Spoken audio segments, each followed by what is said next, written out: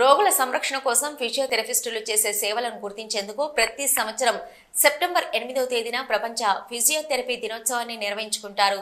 ఫిజియోథెరపిస్టుల సేవలను గౌరవించడంతో పాటు ఆరోగ్య సంరక్షణలో ఫిజియోథెరపీ ప్రాముఖ్యతను తెలిపేందుకు 1996 సంవత్సరం నుంచి ఈ అంతర్జాతీయ ఫిజియోథెరపీ దినోత్సవాన్ని నిర్వహించుకుంటూ వస్తున్నారు.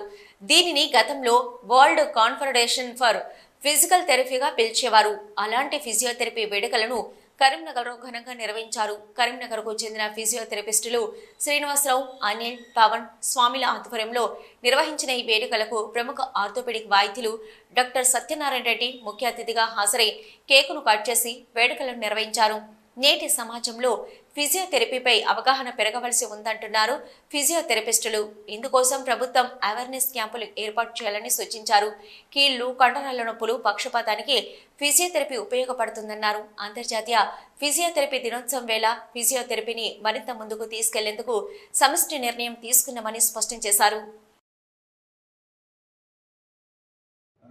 ముఖ్యంగా ఫిజియోథెరపీ అవగాహన ఇంకా సమాజానికి ఇంకా చాలా జరగాల్సి ఉంది. అవగాహన ఈ ప్రభుత్వం కూడా తగు చర్యలు తీసుకొని అవగాహన కార్యక్రమాలు ఏర్పాటు చేస్తూ రకరకాల క్యాంప్స్ ఏర్పాటు చేస్తూ ఇవి చేస్తూ ఉంటే బాగుంటుంది.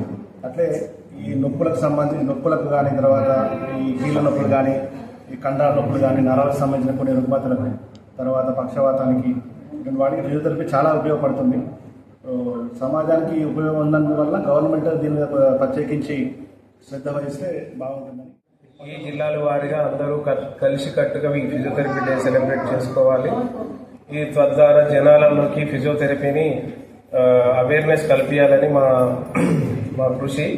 ఈరోజు దాన్ని ముందుకు తీసుకెళ్లడానికి కొన్ని సమిష్టి నిర్ణయాలు తీసుకున్నాం. అవి త్వరలో అమలు చేయాలని అనుకుంటున్నాం. తద్వారా సమాజానికి, ఈ సమాజంలో కొంత అంగవైకల్యాన్ని నిర్మూలించడానికి